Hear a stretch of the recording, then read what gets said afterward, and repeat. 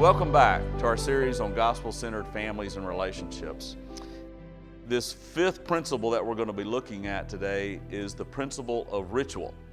And again, the third principle of routine, the fourth one of rhythm, and this one, the fifth one of ritual, all work together to form some really good opportunities for growth in our life.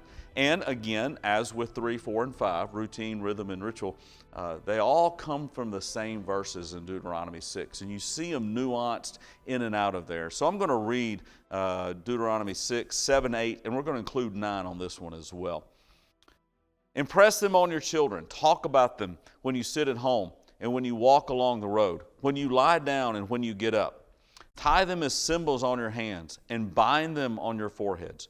Write them on your door frames and on the houses of your gates.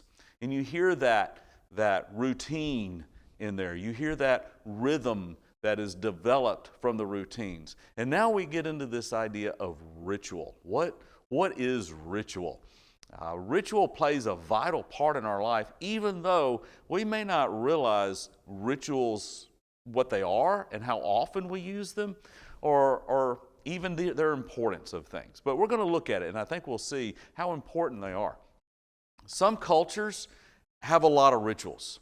And by simple definition, rituals are periodic events that have some sense of ceremony in and around them. And while in our culture, in the southern part of the United States, we have rituals and that we participate in, but some cultures throughout the world have a lot of them, and as we'll see, the nation of Israel had a lot of those rituals. Some of the things that we have built in our culture: weddings, the wedding ceremony. There's a ritual that is involved in that is a special event of bringing people together. Graduations. And when around here, when people graduate high school, when they graduate college, there's ceremony, the pomp and circumstance that is around it to dictate or indicate rather that this is a special moment. Funerals are also rituals that we do that involve mourning and loss and laying to rest and looking to the future and to hope and to celebrate a person's life. Birthdays, speaking of celebrating people's lives, we celebrate the birth of a child. We celebrate the birthday of a child as we get older and have more birthdays. It's that person's special day. In and around our culture here at Ferry Road, we have baby blessings where we bless the family and bless the child and commit to providing things for this family as they grow.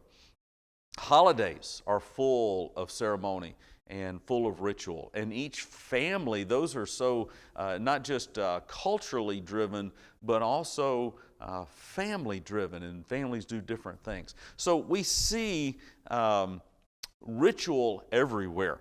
And probably as I mention these different things, different pictures of how your family and how your culture may do things and how they're different. Each one mark an occasion that is to be celebrated.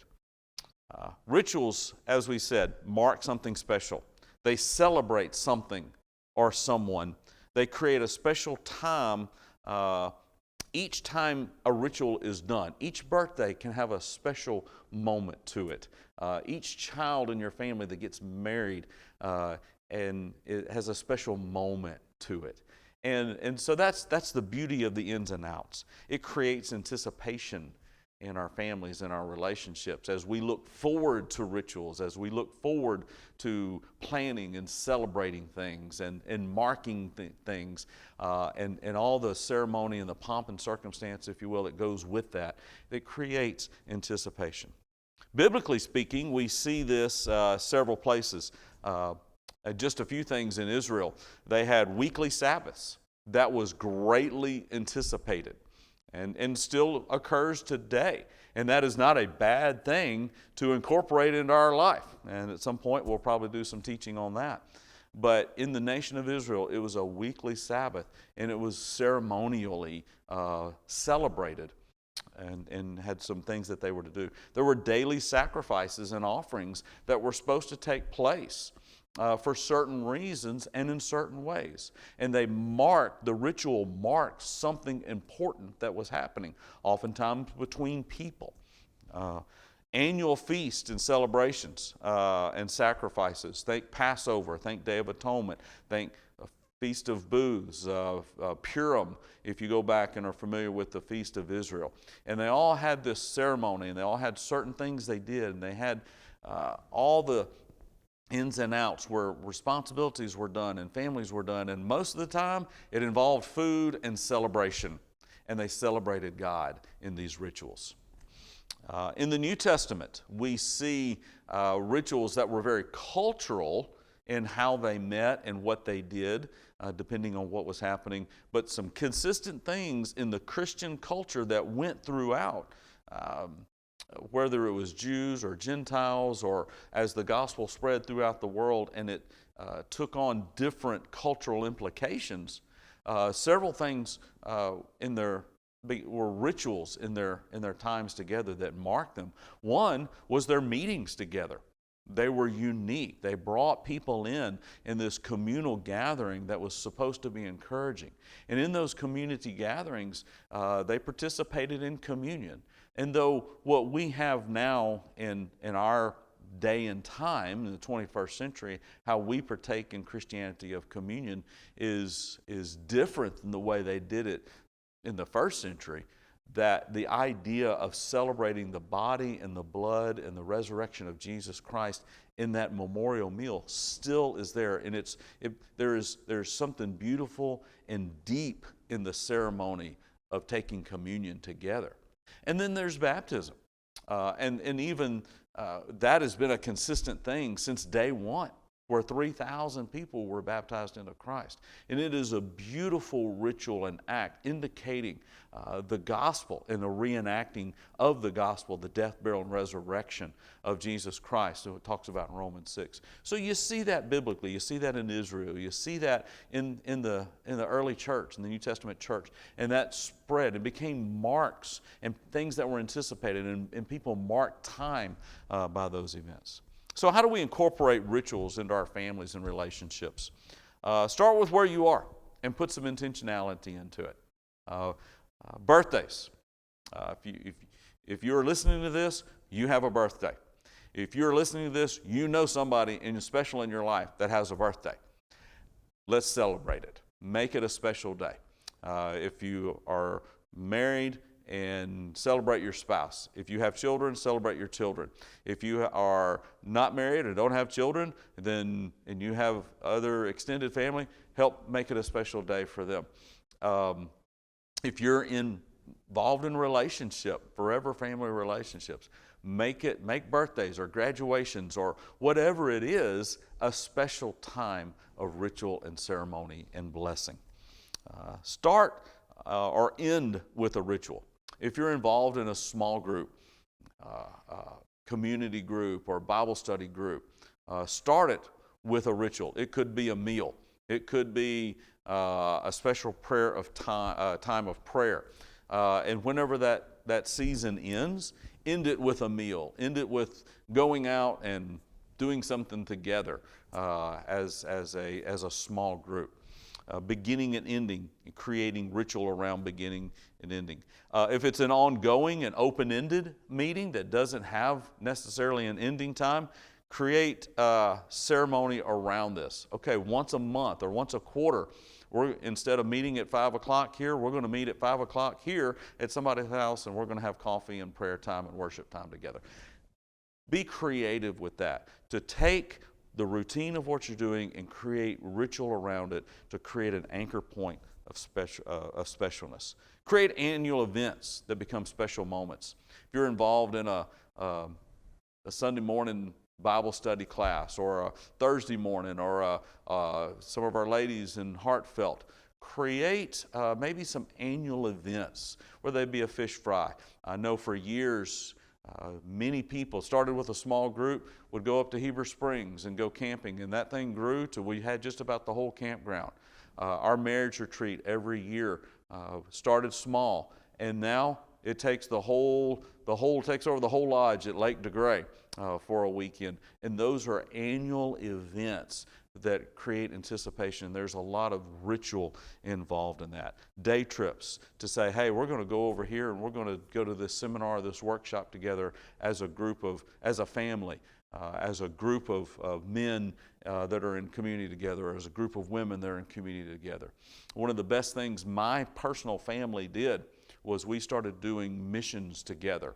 And we would anticipate doing a mission trip with my wife and my 3 children, and we would go and they would raise their own money, and they would have to bring certain things, have certain requirements.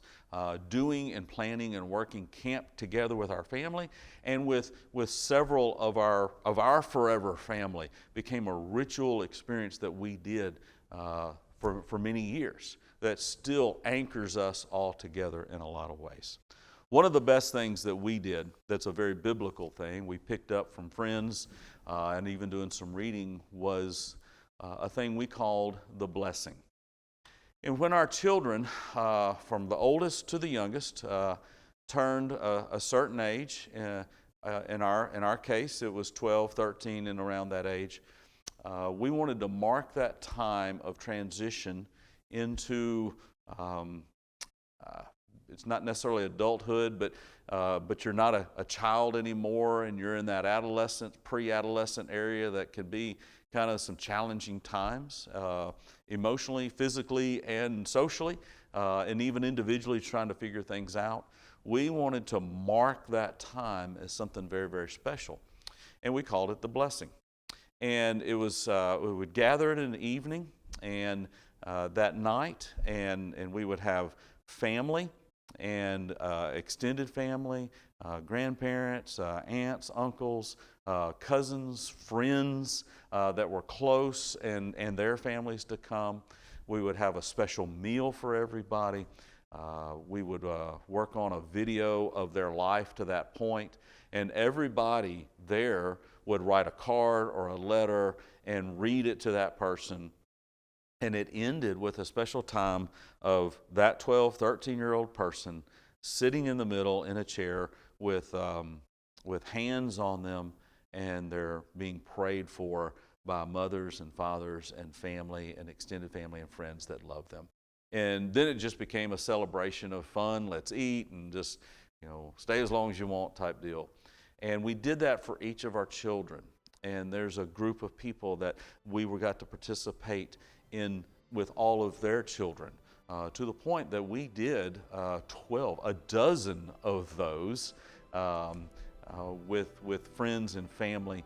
And it was a beautiful moment, an anchor moment in time, and all surrounding a ritual that celebrated not just the life of a 12, 13-year-old person, but the life that would be in honor and glory to God. And it became a very good anchor point. Rituals are designed to bring families and relationships together, whether they're your physical family, whether you're forever family relationships. Look for and create those times in order to bond together and have that time around there. Let's continue to dig in as the Lord leads us to create, using ritual, to create forever family and physical family relationships that are gospel-centered.